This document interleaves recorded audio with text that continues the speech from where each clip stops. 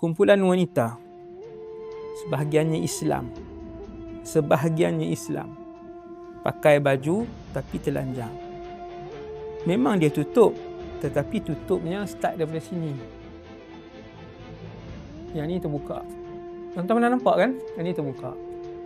Jubahnya daripada sini sampai ke bawah. Tutup sampai ke bawah, tetapi rapat jubahnya, melekat dengan badan, rapat dengan badan sampai ke bawah. Boleh nampak di mana bonjolan di badan tu.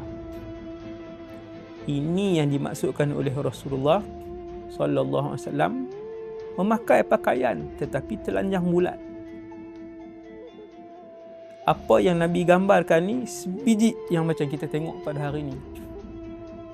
Ramai di kalangan hari ni mula menutup aurat, tahniah, bagus, saya doakan Allah bagi istiqamah. Tetapi istiqamah, hijrah tutup aurat, pastikan yang betul, hijrah yang betul.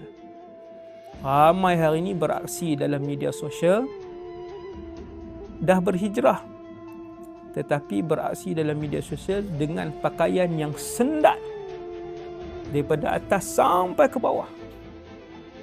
Bila Nabi sebut kepalanya itu seperti bonggol unta, sama macam yang Nabi sebut. Sama macam yang Nabi sebut, ka ru'usuhunna ka asnimatil bukhtil ijaf ataupun ka asnimatil bukhtil ma'ilah. Kepala mereka itu seperti bonggol unta yang timbul tu. Inna lillahi wa inna ilaihi raji'un. Ketika saya sebut benda ni pun kita terbayang, orang kata mereka-mereka yang berpakaian begitu. Disebabkan banyaknya mereka ni dalam media sosial berhijrah untuk bertudung dan berpakaian labuh bagus, tetapi mereka yang berpakaian labuh menutup semua tetapi ketat sehingga menampakkan bentuk tubuh itu, hukumnya haram.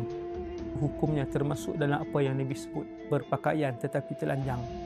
Berhijrah menutup keseluruhannya bagus, tak ketat. Ada yang tak ketat, jarang pula.